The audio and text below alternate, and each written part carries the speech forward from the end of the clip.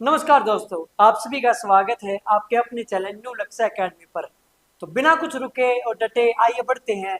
CGL 2023 के जितने भी एग्जाम्स हुए हैं वो सभी हम करवाएंगे ताकि आपके लिए हेल्पफुल होंगे सीजीएल 2024 के लिए। तो मैं तो तैयार हूँ, क्या आप तैयार हो? चलो आइए चलते हैं न्यू लक्ष्य एकेडमी पर जीएस के सेट के लिए।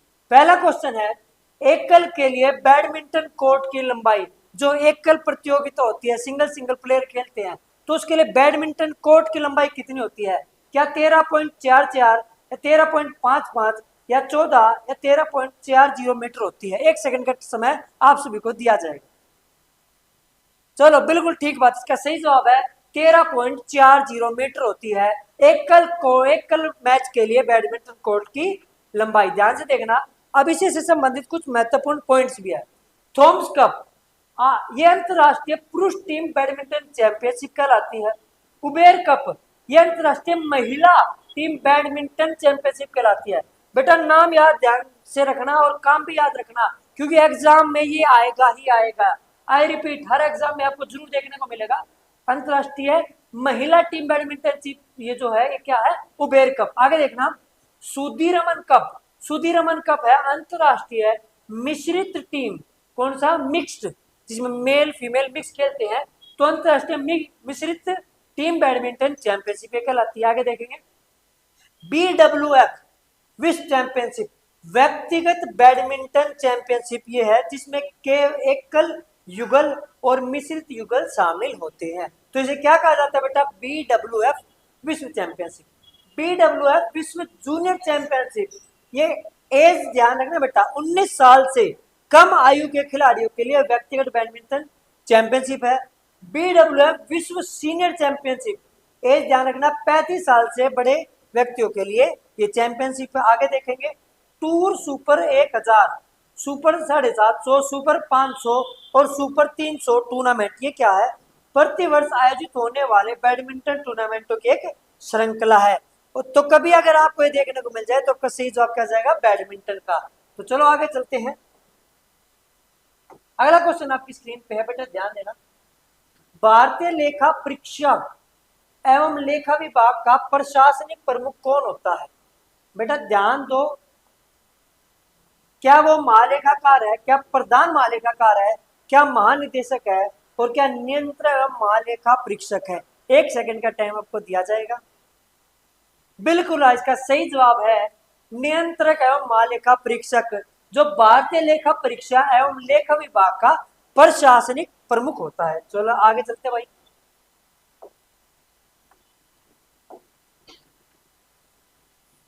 प्राथमिक, माध्यमिक और तृतीय देखभाल सेवाओं पर ध्यान केंद्रित करने के साथ देश भर में स्वास्थ्य देखभाल के बुनियादी ढांचे को मजबूत करने के लिए निम्न में से कौन सी सबसे बड़ी अखिल भारतीय योजना, आई रिपीट, अखिल भारतीय योजना है?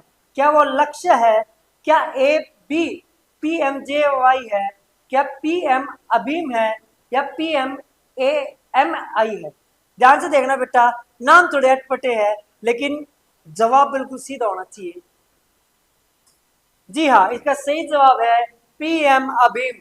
ये अखिल भारतीय योजना है जो प्राथमिक, माध्यमिक, तृतीयक सभी क्षेत्रों में अपने देखभाल को ध्यान रखेगी, उन पे फोकस करेगी। तो भारत सरकार की कौन सी योजना? PM अभीम। आइए आगे चलते हैं। चलो भाई अगला क्वेश्चन पढ़ो मेरे साथ। क्वेश्चन इस प्रकार है, निम्न में से कौन सा त्योहार सुरक्षा के बंधन शब्द से जुड़ा है? इसका इतिहास में भी है, राजा महाराजा से कहानी है, आपको बहुत सारी चीजें सुनी भी होंगी। तो ऐसा कौन सा त्योहार है जो सुरक्षा के बंधन से जुड़ा है? क्या वो बैसाखी है, क्या करवा चौथ है, क्या छठ पूजा है, या रक्षाबंधन है? मैं आपको समय दे रहा हूँ 1 सेकंड का। जी हाँ, इसमें कहने की कोई जरूरत नहीं, जो रक्षाबंधन का त्योहार है उसके नाम में ही रक्षा और सुरक्षा की बात है। इतिहास में देखा होगा आपने, एक रानी ने एक राखी भेजी थी कि भाई मेरी रक्षा करो, इसको बचाओ, तो वो राजा आया था रक्षा करो। कभी बारीकियों को पढ़ना तो कुछ जरूर जवाब मिलेगा। तो ये सुरक्षा का त्योहार किसे कहा जाता है बेटा? ये रक्षाबंधन को कहा जाता है। बिल्कुल ठीक बात। आगे देखना रक्षाबंधन के बारे में। यह सुरक्षा के बंधन शब्द से जुड़ा हुआ त्योहार है। यह हिंदू माह श्रावण की पूर्णिमा के दिन मनाया जाता है। यह त्योहार भाइयों और बहनों के बीच बंधन का जश्न मनाता है। इस दिन बहनें प्यार और सुरक्षा के प्रतीक के रूप में अपने भाई की कलाई पर राखी नामक पवित्र धागा बांधती हैं। बदले में भाई भी अपनी बहनों को रक्षा करने का वादा करते हैं और उन्हें उपहार देते हैं। यह तो चचेरे भाई बहन दोस्त और यहाँ तक कि सैनिकों और उनके कमांडरों के बीच में भी मनाया जाता है, यानी पूरा देश इस त्योहार को एक जश्न के तौर पे मनाता है। बिल्कुल ठीक बात है, रक्षाबंधन का त्योहार है इतना अच्छा त्योहार। अगला क्वेश्चन ध्यान से देखना। अक्टूबर 2021 में 19 वर्षीय 19 साल के किसने विश्व कुश्ती चैंपियनशिप में रजत पदक सिल्वर मेडल हासिल किया? क्या अंशु मलिक है, सीमा बिसल्ला है, संजू देवी है, सोनम मलिक है? 1 सेकंड का टाइम आपको दिया जा रहा है। जी हाँ, इनका सही जवाब है अंशु मलिक।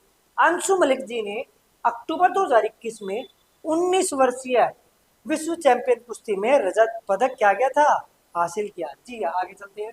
स्पीड से करना बेटा, क्योंकि मुझे पता है टाइम बहुत कम है और काम बहुत ज्यादा आपके पास। नीति आयोग द्वारा तैयार और नवंबर 2021 में लॉन्च किए गए पहले बहुआयामी गरीबी सूचकांक MPI के अनुसार सबसे गरीब राज्य के रूप में उभरा है। बेटा कहीं ना कहीं देखा जाए बहुत शर्म की बात है देश के लिए कि अभी भी 21वीं सदी चल रही है, दुनिया इतनी आगे बढ़ रही है और फिर भी हमारे यहाँ पे बहुत ऐसे स्टेट है जो बहुत गरीब है।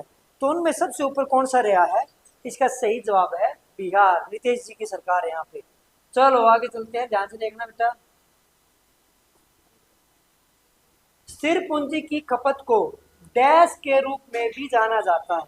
स्थिर पूंजी की खपत करने को क्या कहा जाता है? क्या मूल्यह्रास है, शुद्ध निवेश है, अभिमूल्यन है, सकल निवेश है? 1 सेकंड का टाइम आपके साथ है। बिल्कुल, इसका सही जवाब है मूल्यह्रास। मूल्यह्रास क्या बेटा? स्थिर पूंजी की खपत को किस रूप में भी जाना जाता है? किस रूप में? मूल्यह्रास के रूप में भी जाना जाता है। अगला क्वेश्चन आपकी स्क्रीन पर इस प्रकार है। वैदिक आर्य सप्त सिंधु नामक क्षेत्र में रहते थे। बेटा सबसे पहली बात तो यही होगी, कौन से क्षेत्र में रहते थे? सप्त सिंधु, यानी 7 नदियों के यहाँ पे समागम है। इसका अर्थ 7 नदियों द्वारा सिंचित क्षेत्र है। 7 नदियों में से एक नदी झेलम है। उस झेलम का प्राचीन नाम क्या है? क्या वो अस्किनी है, क्या पुरुषनी है, क्या विपाशा है, क्या वितस्ता है? 1 सेकंड का टाइम बेटा, हर एग्जाम में आया हुआ क्वेश्चन। बिल्कुल ठीक जवाब, इसका सही जवाब है वितस्ता। इसका सही जवाब वितस्ता।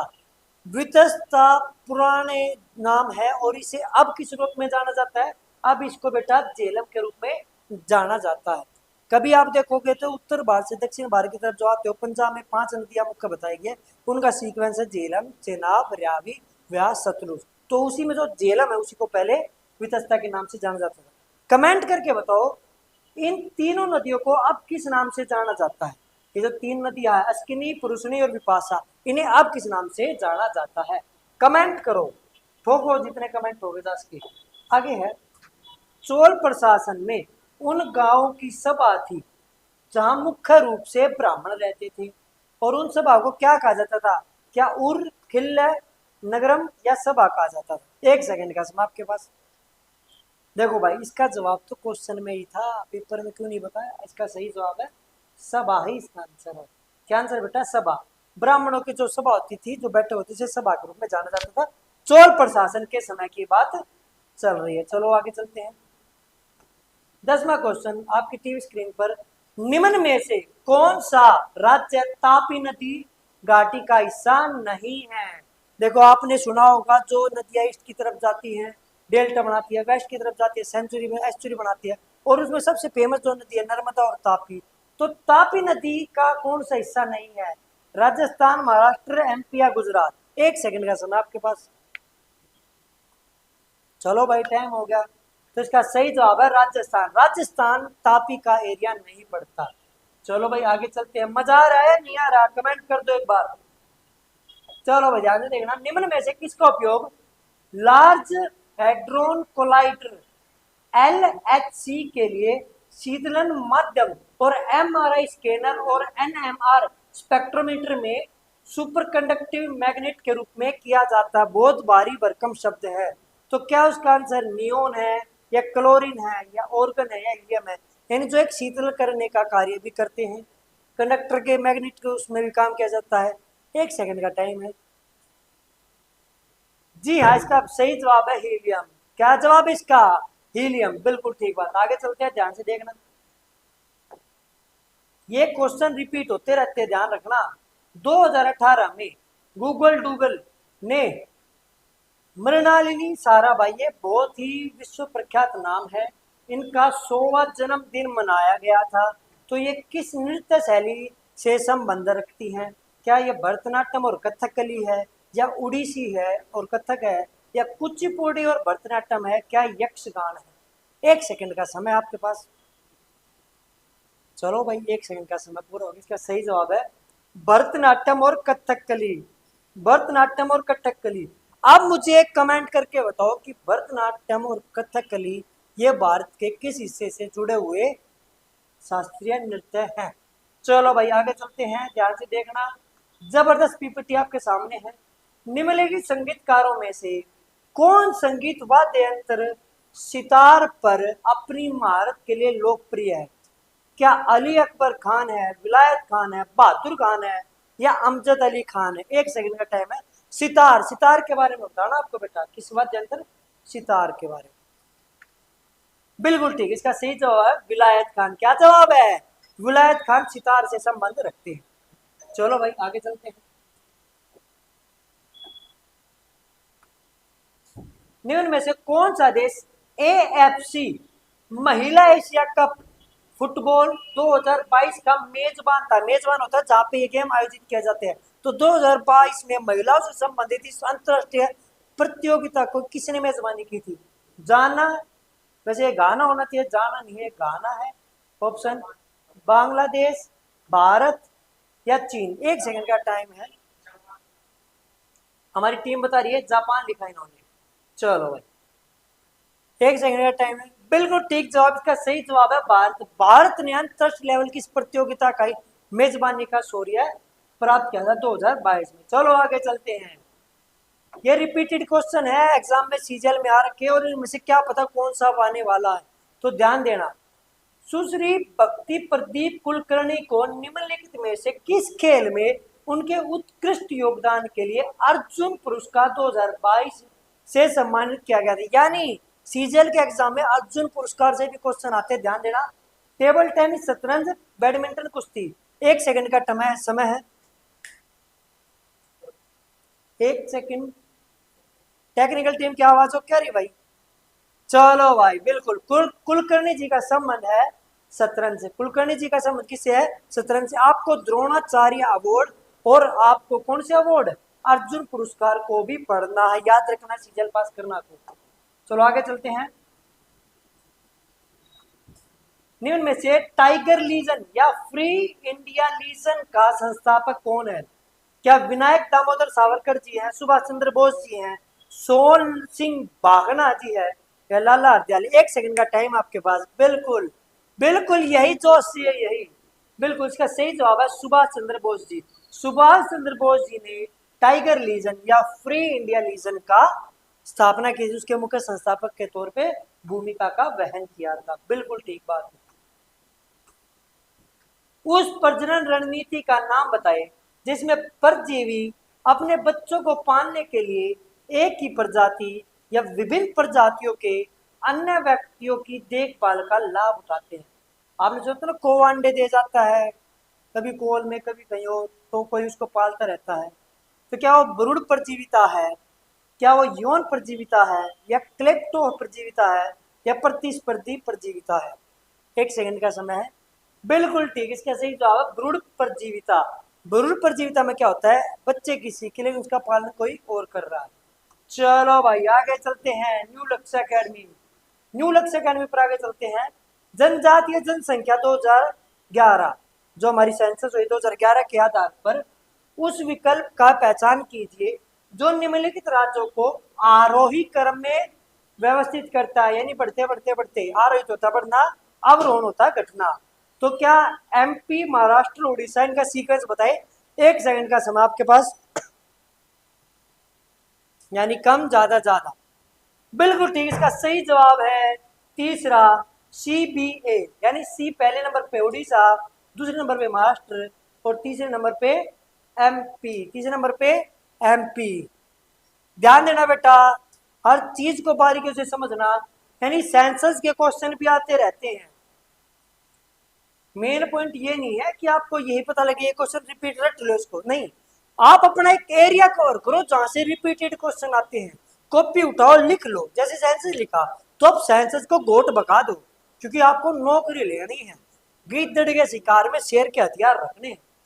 अतिरिक्त जानकारियां, इकाई दहाई सैकड़ा हजार 10,000 लाख 10 लाख करोड़ 10 करोड़ 10 करोड़ 42,81,034 भारतीयों को अनुसूचित जनजाति एसटी के रूप में वर्गीकृत किया गया है, जिनमें से 1,04,61,872 शहरों में रहते हैं।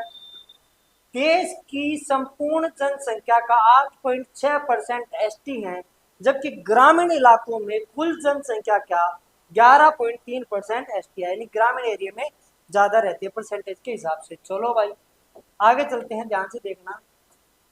किस औद्योगिक नीति में लघु उद्योग इकाई के लिए निवेश सीमा को बढ़ाकर 2 लाख कर दिया गया? यानी किस नीति के अकॉर्डिंग इसको बढ़ा के 2 लाख किया गया था? 1977, 1991, 1980, 1956। एक सेकंड का समय आपके पास। जी हाँ, बिल्कुल ठीक जवाब। 1980 में उद्योगिक नीति में लघु उद्योग इकाई के लिए निवेश को बढ़ा के कितने लाख रुपए कर दिया गया था बेटा? 2 लाख रुपए कर दिया गया था। Very good. आइए आगे चलते हैं, थोड़ी अतिरिक्त जानकारी को रखते हैं। 1977 की औद्योगिक नीति यह क्षेत्रीय असमानता को कम करने और संतुलित क्षेत्रीय विकास को बढ़ावा देने पर ध्यान केंद्रित किया गया था। ध्यान से देखना, 1991 जो आपने एलपीजी की बात सुनी ना, लिबरलाइजेशन, प्राइवेटाइजेशन और ग्लोबलाइजेशन उद्योग नीति, यह आर्थिक उदारीकरण की शुरुआत की और निजीकरण, अविनियम की और वैश्वीकरण पर जोर दिया है। 1956 की जो नीति आई थी, यह भारत की आजादी के बाद शुरू की गई पहली नीति थी और सार्वजनिक क्षेत्र के उद्यमों के माध्यम से औद्योगिकरण पर ध्यान दिया गया था। 1956 वाली में इस पे फोकस किया गया था, 91 वाली पे इस पे फोकस था और 77 वाली में इस पे फोकस किया गया था। बहुत सारी बारीकियां न्यू लक्ष्य अकेडमी से जुड़े रहे,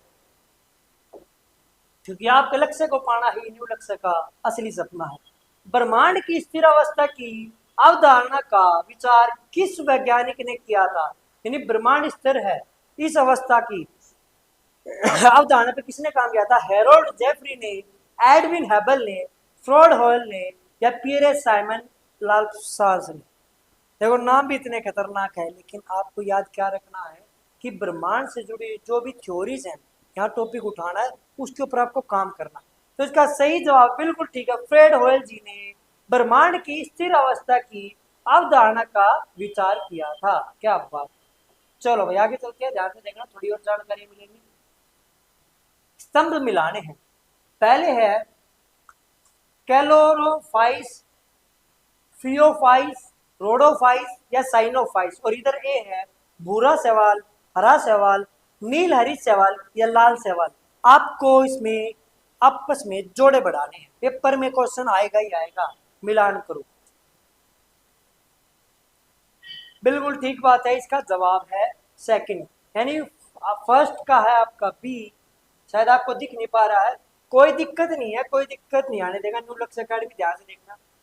फर्स्ट का है आपका बेटा बी, सेकंड का है आपका बेटा ए, थर्ड का बेटा आपका डी और फोर्थ का बेटा आपका सी। ध्यान से देखना, क्लोरोफाइस है वो हरा सवाल के रूप में जाना जाता है, फियोफाइस है वो भूरा सवाल है, रोडोफाइस है वो लाल सवाल है और साइनोफाइस है वो नील हरित सवाल है। याद रखना, क्वेश्चन आएंगे तो इसी प्रकार के आएंगे। Very good. आइए आगे चलते हैं।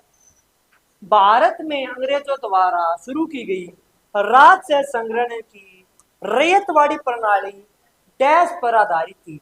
स्मिथ के सिद्धांत पे, रिकॉर्डो के लगान सिद्धांत पे, माल्थस के सिद्धांत पे या फिर मार्कस के सिद्धांत पे? आपको ध्यान देना है कि जो रेतवाड़ी प्रथा थी, जैसे आपने सुना मालवाड़ी, रेतवाड़ी, तो ये जमींदारी प्रथा है किस प्रकार पे आधारित थी? बिल्कुल, ये रिकॉर्ड के लगान के सिद्धांत पे आधारित थी। आपने सुना भी होगा, लगान फिल्म देखी होगी, तो उसमें पूरे गांव के ऊपर भी लगान था, वो कुछ मिलती जुलती है इसी प्रकार की व्यवस्था से। चलो भाई आगे चलते हैं, थोड़ी मेन पॉइंट को समझेंगे। स्मिथ का सिद्धांत क्या है? यह विचार इस पर आधारित है कि किराया उस भूमि के उपयोग के लिए दिया जाता है जिसकी आपूर्ति निश्चित होती है तथा जो स्थिर होती है। ये कौन सा है? स्मिथ का सिद्धांत है।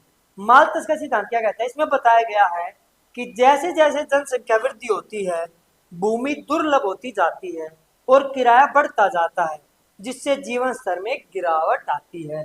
और मार्क्स का सिद्धांत क्या कहता है बेटा?